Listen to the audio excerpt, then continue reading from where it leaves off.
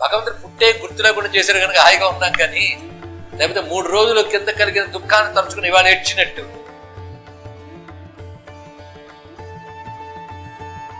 పుట్టుక భయంకరం, జన్మ భయంకరం.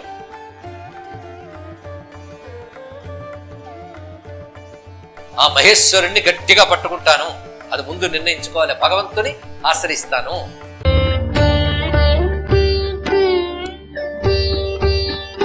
భగవంతుడు పుట్టే గుర్తు లేకుండా చేశారు కనుక హాయిగా ఉన్నాం, కానీ లేకపోతే 3 రోజులు కింద కలిగిన దుఃఖాన్ని తలుచుకుని ఇవాళ ఏడ్చినట్టు. ఆ జఠర నరకం తలుచుకుని బతుకంతా ఏడుస్తాం. అది మరపింపజేయడం ఈశ్వర కారుణ్యం. కానీ ఆ సమయంలో మాత్రం అనుభవించక తప్పదు. జఠర నరకం, అందుకే దీన్ని జాఠర నరకం అని కూడా చెప్తారు. ఇక్కడ ఆ నరకాన్ని అనుభవిస్తాడు. అక్కడ తాం పీడాంచ విజానాతి, అప్పుడు ఆ పీడ తెలుస్తుంది. ఆ పీడ తెలుస్తూనే మరొకటి తెలుస్తుంది. ఆ గర్భస్థితిలో ముఖ్యంగా 7వ మాసం గర్భస్థ శిశువుకి జాతిస్మరో భవేత్, వాడి పూర్వజన్మలన్నీ గుర్తుకొస్తాయి. ఒక జన్మదా మూట కొట్టుకొచ్చాడు, అనేక జన్మల్లో కొద్దిగా ఆ జన్మల్లో తనవన్నీ సినిమా రీల్లో తిరుగుతాయి. ఒక్కసారి వాడికి జాతిస్మరో భవేత్. అప్పుడు తెలుసుకుంటాడు, బా పుట్టుక భయంకరం, జన్మ భయంకరం, ఇది నేను ఇన్ని జన్మల్లో అనుభవించాను కనుక ఇప్పుడు వచ్చిన ఈ జన్మని సార్థకం చేసుకుని మరి జన్మ లేకుండా చేసుకుంటాను అని ఇప్పుడు భూమి మీద తిరుగుతున్న ప్రతి మనిషి గర్భంలో 7వ మాసంలో అనుకున్నవాడే తెలుసుకుంటున్నాడు. ప్రతి వాడు అనుకుంటాడు. అనుకున్నారా లేదా? మీరు నేను అందరం అనుకున్నాం. అందుకే జాతిస్మరో భవేత్. అప్పుడు అనుకుంటాట ఏమని? నానాయోని సహస్రాణి పురాప్రాప్తాని వైమయా. 1, 2 వేల కొలది. ఇప్పుడు మా అమ్మనంటావా, మా నాన్నంటావా, ఇలాంటి అమ్మల నాన్నలు వేలు అయ్యారు. ఇంకా లక్షలు, సహస్రాణి, లెక్కలేనంత మంది అయ్యారు. అదే నానాయోని సహస్రాణి పురాప్రాప్తాని వైమయా. ఆహార వివిధా భుక్తా, ఎన్ని తిన్నానో, పీతా ఎన్ని తాగానో, వివిధా స్తనాహ ఎందరి తల్లుల చనుబాలు తాగాను. అహో దుఃఖవు దదవు మగ్నవు నపశ్యామి ప్రతిక్రియా. ఇన్ని జన్మలెత్తారు కానీ ఒక్క జన్మలో కూడా దుఃఖ ప్రతిక్రియ ప్రయత్నం చేయలేదు. సందేహం లేదు, చేసుంటే మళ్ళీ ఇందులో పడేవాడినా చేయలేదు. ఇప్పుడు ఈ జఠరనకు నుంచి ముందు బయటపడిపోతే, ఎప్పుడైనా మనం బాధపడుతున్నప్పుడు జైల్లో పడేశారనుకోండి, ఈసారి జైలు నుంచి వెళ్తే బయటకు వెళ్ళి జాగ్రత్తగా ఉంటాననుకుంటాం. అలా అనుకుంటాట ఆ సమయంలో ప్రతి జీవుడు అనుకుంటాడు. ఇందులో మాత్రం కామనే, అందరికీ కామన్. పుట్టిన తర్వాత ఎవడ బతుకువాడిదే. కానీ ఈ స్థితిలో మాత్రం అందరికీ ఇదే రియాక్షన్. శాస్త్రం చెప్తోంది, యది యోన్యాహ ప్రముంచామి, నేను గాని ఇప్పుడు ఈ జఠరనకు నుంచి బయటపడితే తం ప్రపంచే మహేశ్వరం, ఆ మహేశ్వరుణ్ణి గట్టిగా పట్టుకుంటాను, అది ముందు నిర్ణయించుకోవాలి. భగవంతుని ఆశ్రయిస్తాను. అంతేకాదు తరింపజేసే సద్విద్యల్ని సద్గురువుని ఆశ్రయించి నేర్చుకుంటాను. నిత్య నైమిత్తికాది సత్కర్మలని శ్రద్ధగా ఆచరిస్తాను.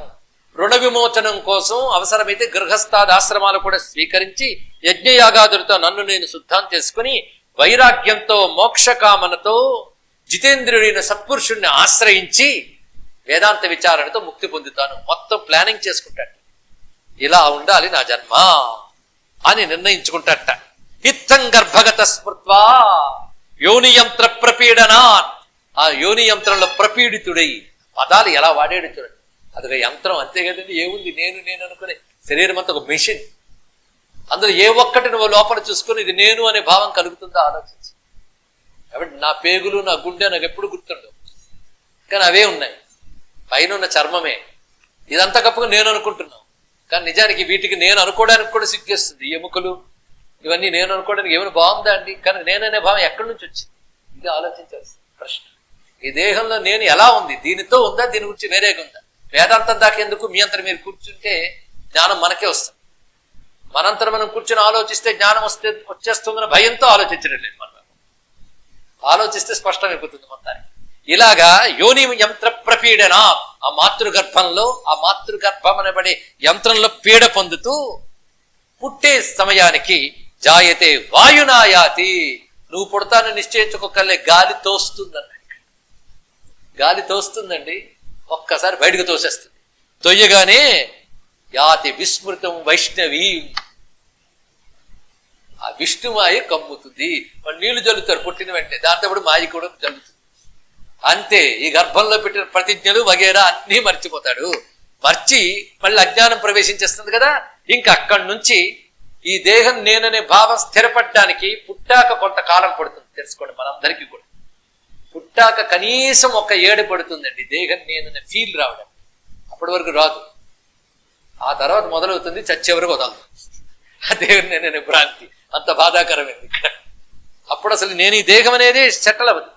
అందుకే పుట్టినప్పుడు సంధికాలం, పోయేటప్పుడు సంధికాలంతో మనిషికి దేహంతో అటాచ్మెంట్ తక్కువగా ఉంటుంది. ఈ మధ్యలో మాత్రం గట్టిగా ఉంటుంది అటాచ్మెంట్. అదే దేహం నువ్వు కాదురా నువ్వు కాదురా నువ్వు కాదురా నువ్వు కాదురా అని చెప్పినా వినమ్మ. ఈ విషయం ఆ సమయంలో క్రమంగా అజ్ఞానం పెరిగి రాగ ద్వేష కామ క్రోధాదులు మొదలవుతాయి ప్రతివాడికి. దానితో కుదరకపోతే ధర్మం, కుదిరితే అధర్మం ఆచరిస్తూ ఉంటాడు. ఇన్ని రకాలుగా పాటిస్తూ పాపాలు చేస్తూ ఉంటాడు, మళ్ళీ జన్మిస్తూ ఉంటాడు. ఇదయ్యా నీకు ఇందుకు వివరించాను కదా.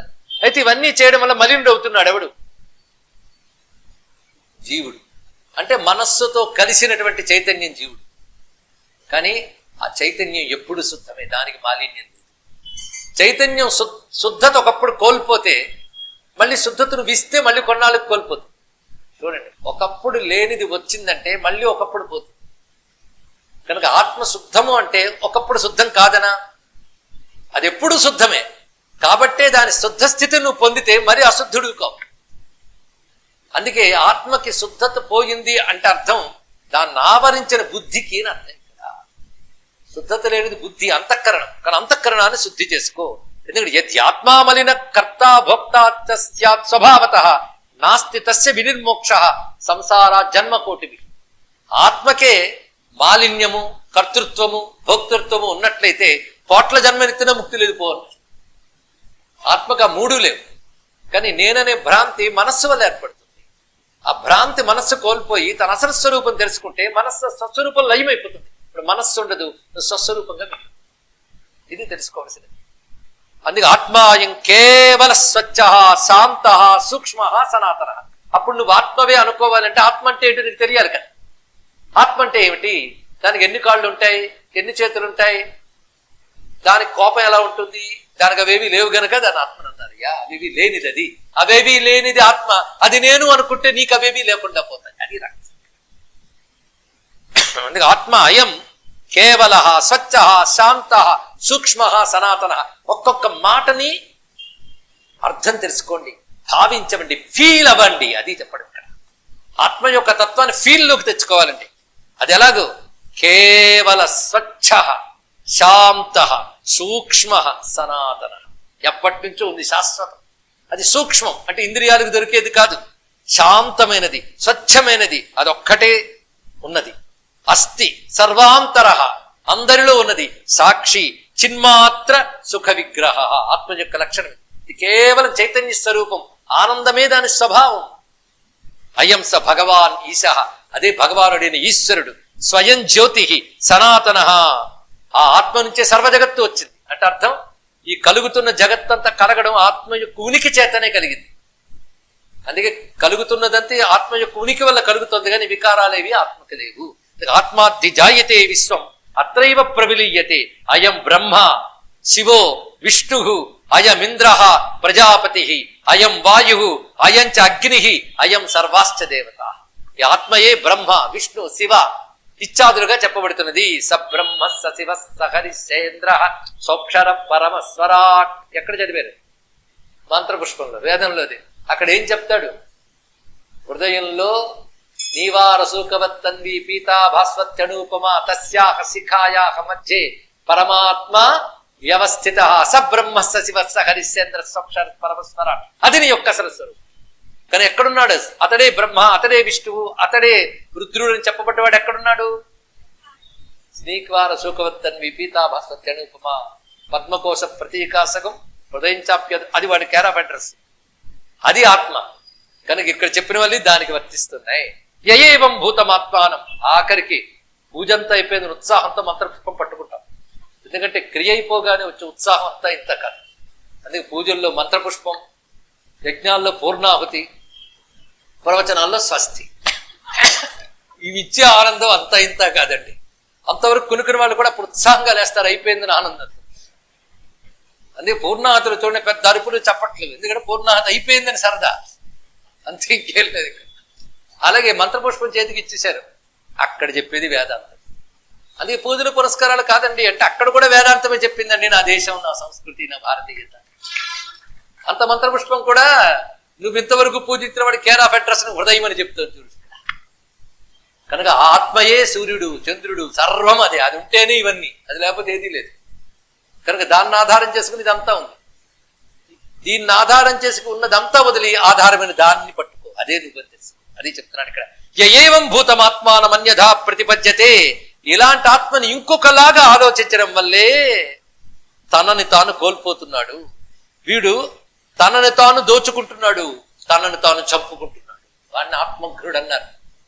అంటే చావని తనని చచ్చేవాడిగా చేసుకుంటున్నాడు. పుట్టుక చావులు ఇవన్నీ అంటే ఎంత చక్కటిది. అన్యథా ఇంకొకలాగా ఆలోచించితే ఆత్మానం చేద్ విజానీయాత్ అయమస్మీత్ పురుష కిమిచ్చన్ కస్య కామాయ శరీరమను సంచారే. తానే ఆత్మను తెలిసిన సిద్ధ పురుషుడికి ఎవరి కోసమని కర్మ చేస్తాడు తడు అంటే వాడికి కర్మతో అవసరం లేదు. ఈ మంత్రం బృహదారణ్యకోపనిషత్తులో మంత్రం శ్లోక రూపంలో ఇక్కడ ఉంది. యథాతథంగా ఉపనిషత్ మంత్రాలు శ్లోకాల్లో గుప్పిస్తున్నాడు. అటువంటి వాడికి విద్యతే హృదయ గ్రంథి ఛిద్యంతే సర్వ సంశయా క్షీయంతే చాస్య కర్మాణి తస్మిన్ దృష్టే పరావరే. ఇది కూడా సరిగ్గా ముండకోపనిషత్తులో మంత్రం శ్లోక రూపంలో. ఎవరికైతే ఇటువంటి ఆత్మయందు దృష్టి మళ్ళిందో అంటే అదే తానని మనస్సు అక్కడ ఏకాగ్రపరిచితే వాడి యొక్క హృదయ గ్రంథి విచ్చుకుపోతుంది, అజ్ఞాన పుముడి విచ్చుకుపోయింది, వాడి సర్వ సందేహాలు ఛేదింపబడ్డాయి, వాడి కర్మలు క్షయించాయి. అటువంటి వాడికి ఆ స్థితి ఎలా ఉంటుందంటే యతో వాచో నివర్తంతే అప్రాప్య మనసా సహా జ్ఞాత్వా ఆత్మానం పరానందం నభిభేతి కుతశ్చన. ఇది మళ్ళీ తైత్రీయ ఉపనిషత్తు మంత్రం ఇక్కడ శ్లోకంగా చెప్పాడు. అంటే ఉపనిషత్తు గుప్పించేశారండి. ఇక్కడ శ్లోకాలే నేను చదువుతున్నాను, వాటి ఉపనిషత్ మంత్ర మూలాలు చెప్తున్నాను. తస్మాత్ సర్వ ప్రయత్నేన నాయన. కనుకనే మానవుడు ఈ జన్మలా కానీ వచ్చే జన్మలో చూసుకుందాం అనుకోకు. ఈ జన్మలోనే సర్వ ప్రయత్నంతో శ్రద్ధతో గురుభక్తిత గురుభక్తి కలిగి గురువు యందు గురు వాక్యమునందు నమ్మకం కలిగి ఉత్సృజ్య ప్రాకృతం భావం శివోహమితి భావయేత్.